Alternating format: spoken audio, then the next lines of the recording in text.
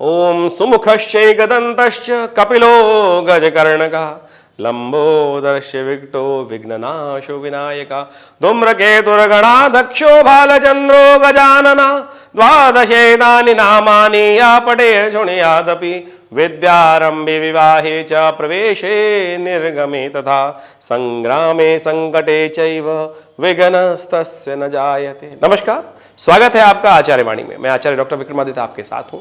मिथुन राशि वालों के लिए 1 मार्च से लेकर 10 मार्च तक के लिए का समय कैसा रहेगा, राशिफल क्या कहता है आपका। देखिए, सबसे पहले तो ये समझ लीजिए 1 मार्च से लेकर 10 मार्च तक का समय बड़ा ही विचित्र है। कई प्रकार के उत्सव आ रहे हैं और ऐसे उत्सव आने वाले हैं कि जो वर्ष में एक ही बार आते हैं, और उन सिद्ध मुहूर्तों में यदि एक छोटा सा उपाय आप कर लें तो आपके बड़े भयावह कष्ट दूर आप भगा सकते हैं।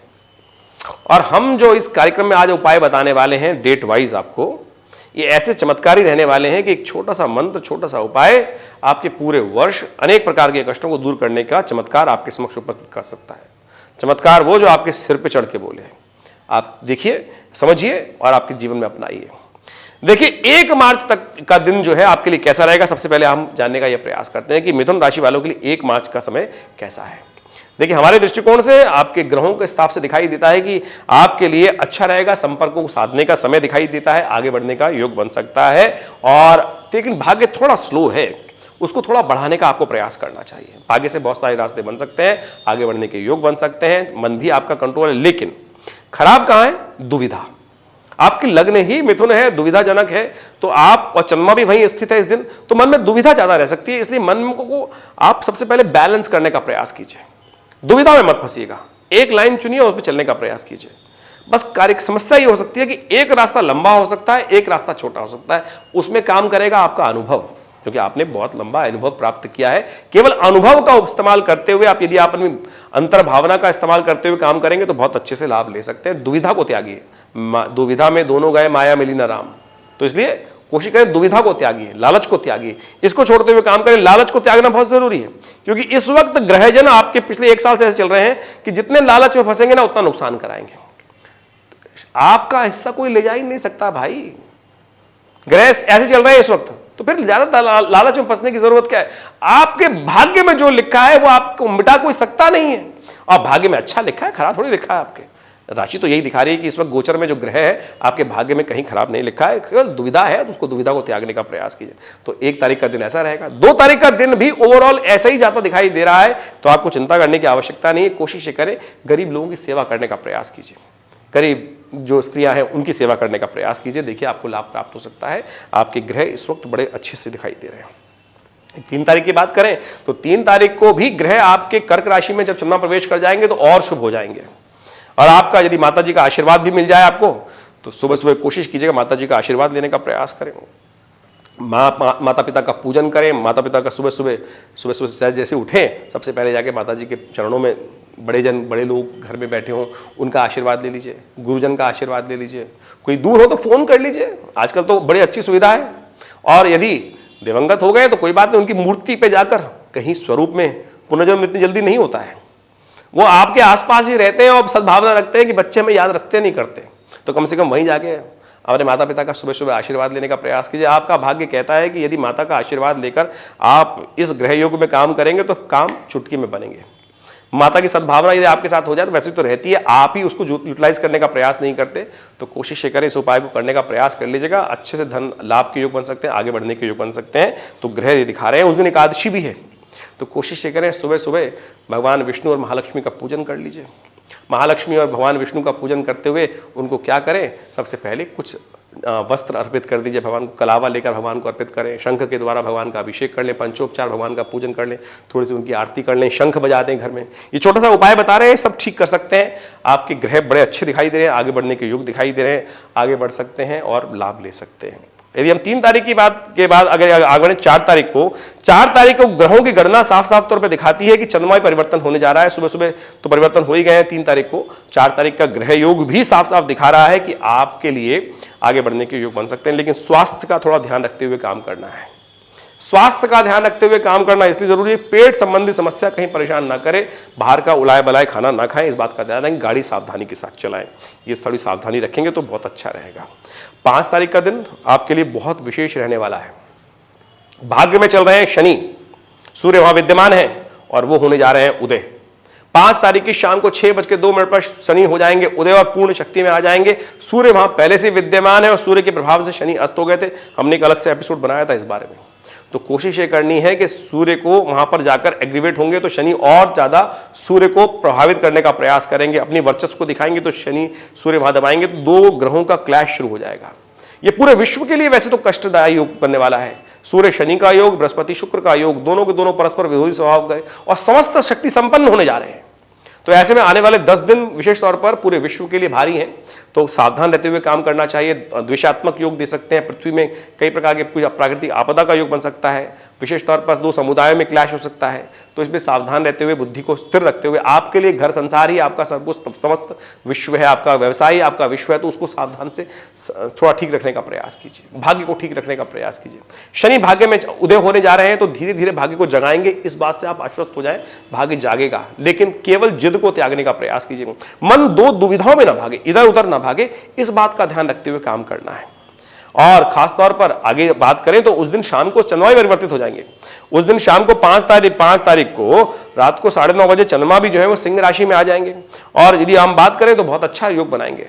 चंद्रमा शनि के सामने आकर मन को एकाग्र करने के योग बनाएंगे, आपका अच्छा योग बन सकता है, लाभ प्राप्ति के योग बन सकते हैं। तो 6 तारीख को विशेष तौर पर, उससे पहले एक काम कर लीजिए, क्योंकि शनि जागने वाले हैं और प्रदोष के दिन शाम के समय आप एक काम करें, शनिवार को इस बार प्रदोष पड़ रहा है, शनि प्रदोष है और ये शनि के दोषों को शमन करने की बड़ी सिद्ध रात्रि होती है। ईश्वर ने भी क्या सुंदर रचना रची है कि जब शनि जागने जा रहे हैं उसे एक दिन पहले प्रदोष का योग दे दिया है। शनिवार को प्रदोष पड़ रहा है तो प्रदोष काल में, प्रदोष यानी द्वादशी और त्रयोदशी का सुंदर योग बन गया है। और शाम को प्रदोष काल यानी संध्या वेला जब होती है तो भगवान शिव के मंदिर में जाकर बिल्व पत्र लेकर, बिल्व पत्रों को तोड़े और ओम नमः शिवाय का जप करते हुए जितनी आपकी आयु है उतने बिल्व पत्र भगवान शिव पर अर्पित करें, ओम नमः शिवाय का जप करते हुए। नहीं मिले तो एक काम करने, बिल्वपत्र तो, फूल तो एक बार चढ़ सकता है भगवान पर, परंतु बिल्वपत्र पुनः पुनः पुनः चढ़ सकता है। तो आप बिल्वपत्र को तोड़ने के उपरांत एक एक करके भगवान शिव पर पुनः धोए फिर अर्पित करें, पुनः धोएं फिर अर्पित करें। ये समर्पण भाव है, तेरा तुझको अर्पण क्या लागे मेरा। तो आप करने का प्रयास कीजिएगा। देखिए कि आपका कष्ट को दूर करने के लिए, शनि के शुभ प्रभाव को उदय करने के लिए शनिवार के दिन, शनि प्रदोष के दिन एक दिन पहले ये उपाय करिए, देखिए आपके शनि आपके अनुकूल होंगे, बहुत सुंदर योग बनाएंगे। और 6 तारीख को अगले दिन हम बात करें तो सत्यव्रत है, पूर्णिमा भी है, उस दिन पूर्णिमा शाम को आ जाएगी तो सत्यव्रत उस दिन किया जाएगा। पूर्णिमा वैसे तो अगले दिन पुण्य के तौर पे है, उस दिन चंद्रमा का जन्मदिन भी है, तो आपको भी विशेष तौर पे सत्यव्रत करना चाहिए और भगवान सत्यनारायण की आराधना करने के लिए ओम नमो नारायण का मंत्र जप करते हुए करने का प्रयास करें। ग्रहों की गणना के अनुसार से दिखाई देता है कि 6 तारीख का जो दिन रहेगा विशेष तौर पर आपके लिए ग्रहों योगों के अनुसार से दिखाता है कि आपके मित्रों से आपको लाभ प्राप्त हो सकता है, लेकिन घर के परिवार के लोगों को आपकी आवश्यकता पड़ सकती है। थोड़ा सावधान रहते हुए उनका भी ध्यान रखते हुए काम कर लीजिएगा। उनकी आवश्यकता हो सकती है तो उनके संपर्क में रहने का आपको प्रयास करना चाहिए। 7 तारीख का दिन बहुत ही इंपॉर्टेंट है। 7 तारीख का दिन वो खास दिन है, होलिका महारात्रि का दिन है। होलिका महारात्रि विशेष तौर पे वर्ष में एक बार आती है और आपके घर के तमाम नेगेटिव एनर्जी को दूर करने का योग बनता है। कई बार आपके मनोमस्तिष्क में इस प्रकार का विचित्र योग बन जाता है कि आपके जीवन में कई बार सब कुछ अच्छा हम कर रहे हैं लेकिन घर में आते ही कष्ट हो जाता है, या दुकान में जाते ही। अब कई बार लोग फोन करते हैं, महाराज सब बढ़िया था, घर से निकले बढ़िया अच्छा सोच के, लेकिन दुकान पे जाते ही भूल गए, काम ही नहीं हो रहा, याद ही नहीं आता। दुकान पे जाके काम में ऐसे लग जाते हैं और ऐसा लगता है कि काम कर रहे हैं, लाभ ही नहीं हो रहा है। कई बार कोई नेगेटिव एनर्जी, देखिए आपकी दुकान में, काम में, घर में कई प्रकार के लोग आते हैं, अच्छे खराब कई प्रकार के लोग आते हैं। कई लोग ईर्ष्या भाव उत्पन्न करके आते हैं, आपके नजर लगा जाते हैं, द्वेष हो जाते हैं। आप नई नई गाड़ी लाए, कोई आया, अरे अरे बहुत बढ़िया, पैसे की समृद्धि हो रही है, बढ़िया चल रहा है धंधा, आप भी कहते हैं हाँ भगवान की कृपा है बढ़िया, बस लग गई उसकी नजर। ये होती है नजर। और आपका काम, हमारे आश्रम में भी एक ऐसे कई लोग आते हैं इस तरह के। एक बार साग बहुत बढ़िया हुआ, हमारे पिताजी बताते थे कि साग बहुत बढ़िया हुआ। एक पंडित जी रहते थे आश्रम पर और उनकी नजर खासतौर पर लगती थी, अरे महाराज गुरुदेव आज साग बहुत अच्छा हो रहा है। आप सत्य माने वो साग पूरा का पूरी क्यारी कड़वी हो गई। ये होती है नजर। कई लोगों की लगती है, पता ही नहीं चलता उस आदमी को किसकी नजर लग रही है, लेकिन आपको अनुभव के द्वारा पता चल सकता है कि किसकी नजर लगती है। उससे बच के रहना चाहिए आदमी। अब उसके लिए, रक्षा के लिए क्या करें? तो ये आ रही है होलिका महारात्रि का दिन। तो विशेष तौर पे समझिए, जो लोग मिथुन राशि वाले हैं उनके लिए एक हम उपाय बताने जा रहे हैं, उस उपाय को कर लेना चाहिए आपको। उपाय ये है, तो विशेष तौर पे आप करने का प्रयास कीजिए। मूंग की दाल साबुत मिल जाएगी आपको, या कौड़ी मिल जाएगी, कौड़ी होती है ना थोड़ी सी, उस कौड़ी को, खोटा सिक्का जो होता है वो, जो पुराने जमाने में कौड़ी चलती थी उसको, या खासतौर पर मूंग की दाल साबुत अपने तमाम व्यवसाय स्थल में जहां जहां आप बैठते हैं वहां पर रख दीजिए। धन के स्थान पर रख दीजिए 1-2 दिन पहले, या होलाष्टक जिस दिन शुरू हो जाए उस दिन से रख दीजिए, या 1-2 दिन पहले से रख दीजिए। सम जगह होलिका महारात्रि से 1-2 दिन पहले वहां रख दीजिए, और उन सबको एकत्र कर लेना भैया जिस दिन होली जलाने जाओ। और इस बार होली जलेगी विशेष तौर पर शाम के समय, क्योंकि उस दिन भद्रा नहीं है। तो आप मिथुन राशि वालों ये काम करिएगा कि अपने समस्त कमरों में, बच्चों के कमरे में, घर के परिवार में, आंगन में थोड़े थोड़े दाने एक कटोरी में रख के रख दीजिए, पत्तल में रख के रख दीजिए, डोने में रख के रख दीजिए, और उन सबको एकत्र कर लीजिएगा होली जलाने से पहले। और आपको एक मंत्र बता रहे हैं, सर्वा बाधा प्रशमनम त्रैलोकस्य अखिलेश्वरी एवमेव त्वया कार्यम अस्मद्वैरी विनाशन। 5 उंगलियों के द्वारा एक एक कर ये भगवती दुर्गा सप्तशती के अंदर ये मंत्र आया है। नहीं तो महाकाल्यै नमः इस मंत्र का जप करते हुए उनको समर्पित करते, उनको सबको अग्नि में डाल दीजिए। मैं दावा करता हूं, आप घर जाके पुनः देख लीजिएगा, अपने व्यवसाय स्थल पे पुनः जाके देख लीजिएगा, यदि ऐसा भाव मन में था कि दुकान पे बैठते, गद्दी पे बैठते गुस्सा आने लगता था, दिमाग बंद हो जाता था, या ऑफिस में जाते ही बिल्कुल दिमाग काम करना बंद, भूल जाता था, काम ही नहीं करता था, ये आपको चमत्कारिक रात है। इसको करने का प्रयास कीजिए, इस उपाय को करके देख लीजिएगा, आपको लाभ प्राप्ति के योग बन जाएंगे। आपके घर की नेगेटिव एनर्जी पूरे जो 1 वर्ष में आई है नेगेटिव, वो ठीक हो जाएगी। घर को स्वच्छ कर लें, फिर बंधन वाले कार्य कर आप लाभ लेने का प्रयास कर सकते हैं। तो ये है होलिका महारात्रि का चमत्कार। तो कोशिश ये करें, इस चमत्कारिक उपाय को करने का प्रयास कीजिए। मैंने प्रत्यक्ष अनुभव कर अपने शास्त्रों में जो वर्णित बातें हैं, अपने अनुभव से, अपने बहुत सारे लोगों के साथ जीवन में देखने के उपरांत इन उपायों को आपके समक्ष उपस्थित करने का प्रयास किया है। आशा करता हूं आप इसका लाभ ले सकते हैं। ग्रहों का परिवर्तन चलता रहता है, दिन भी चलते रहते हैं, हम राशिफल को बता रहे हैं, तो उस राशिफल के अनुसार से आपको कौन सा उपाय करना चाहिए वो भी समझ लीजिए। देखिए, उसके अगले दिन जो योग पड़ रहा है वो बहुत ही अच्छा है। उसके अगले दिन जो योग पड़ रहा है वो है दुल्हंडी की रात, दुल्हंडी का दिन, जिस दिन होलिका जली। जब रात सुबह सुबह जब लोगों ने देखा कि भक्त प्रहलाद को आग लगा रहे हैं और होलिका लेके वहां बैठ गए वस्त्र धारण करके, जो जल नहीं सकती, वो पहले तो लोग समझते नहीं थे, लेकिन आज के जमाने में तो लोग समझ सकते हैं कि ऐसे वस्त्र आते हैं कि यदि उसको धारण कर लिया जाए, ऐसी परिकल्पना हमारे शास्त्र में वर्णित है। तभी तो आज समझे रही होगी, तभी तो परिकल्पना की गई, और वो चीज आज लोग भूल गए थे। आज पुनः विज्ञान के चमत्कार से ऐसे वस्त्र बन गए।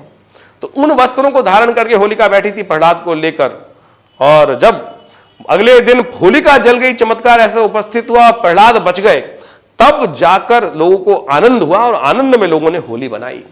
और होली के दिन कहा जाता है ना कि दिल से दिल मिल जाते हैं, दोस्त भी, दुश्मन भी जो है वो दोस्त बन जाते हैं। तो आप उस दिन मिलने का प्रयास कीजिए। ग्रह योग दिखा रहे हैं कि आपके लिए ग्रह समय बहुत अच्छा है, बहुत आगे बढ़ने के योग बन सकते हैं, लाभ के योग बन सकते हैं। तो 8, 9 और 10 आपके लिए अच्छे रहेंगे। आप कोशिश करें, होली वाले दिन एक उपाय और कर लीजिए, भगवान को प्रसन्न करने का प्रयास कर लीजिए। आप कोशिश करें, भगवान को विशेष तौर पर आप भगवान विष्णु के मंदिर में जाकर, कृष्ण जी के मंदिर में जाकर, एक जल में तुलसी दल डालकर, थोड़ा केसर डाल दीजिएगा, थोड़ा तुलसी दल डाल दीजिएगा, थोड़ा चंदन डाल दीजिएगा, और भगवान के ऊपर सुंदर अभिषेक उस जल से शंख में डालकर भगवान का अभिषेक करने का प्रयास करें। उसके बाद उस जल को अपने ऊपर भी ग्रहण करने का प्रयास करें। ये होली खिला रहा हूं भगवान के साथ आपको। हमने आपको समझाने का प्रयास किया कि भगवान के साथ संबंध बनाने का प्रयास कीजिए। आपने कभी सोचा कि भगवान के साथ आपका संबंध क्या है? यदि आप भगवान के साथ संबंध नहीं बना पाओगे ना, तो आप समझे ना, आप भगवान के साथ आपका संबंध नहीं बनाने का प्रयास किया अभी तक आपने। कोई पूछे कि आपका संबंध भगवान के साथ क्या है? ऋषियों ने ऐसा संबंध बनाया, संतों ने भगवान के साथ आत्मा परमात्मा का संबंध बनाया, मीरा ने भगवान के साथ खास तौर पर सखा का संबंध बनाया, किसी ने किसी बनाया, किसी ने किसी प्रकार संबंध बनाया। इस संसार में समस्त जो संबंध हमारे साथ जुड़ते हैं, जो हमारे साथ जुड़ते हैं, हमारे साथ प्रेम रखते हैं, वो संबंध है ना, मित्रता का संबंध है, पिता पुत्र का संबंध है, पति पत्नी का संबंध है, भाई बहन का संबंध है, या इस प्रकार के संबंध है, तभी तो हमारे साथ जुड़े हुए हैं वो लोग। आप होली खेलिए भगवान के साथ। शास्त्र में कहा गया है, त्वमेव माता च पिता त्वमेव बंधु च सखा त्वमेव, फिर काहे की दुविधा भैया। बनाइए संबंध। होली के दिन भगवान के साथ इस प्रकार से अच्छे से मिलाकर जल को, थोड़े हल्दी मिला लीजिए, थोड़ा चावल मिला उसमें मिलाइए, भगवान के साथ खूब अच्छा अभिषेक करने के बाद उस जल को अपने ऊपर ग्रहण कर लीजिए प्रसाद स्वरूप। फिर बनेगी होली और फिर भगवान के साथ संबंध बनेगा। ईश्वर आपकी मनोकामना पूर्ण करेंगे, जीवन में कल्याण के योग बनेंगे। तो ये होली आपके लिए बहुत शुभ हो, आपके जीवन में कल्याण का योग बने, ईश्वर आपके साथ रहे, आपकी मनोकामना सिद्ध हो। हमने ये प्रयास किया है आपके समक्ष शास्त्र के दृष्टिकोण से, अध्यात्म के दृष्टिकोण से, प्रार्थना के दृष्टिकोण से इन सब राशिफल को आपके समक्ष रखा है। आशा करते हैं आप समझेंगे और इन उपायों करेंगे, जीवन में कल्याण के योग बनाएंगे। नमस्कार।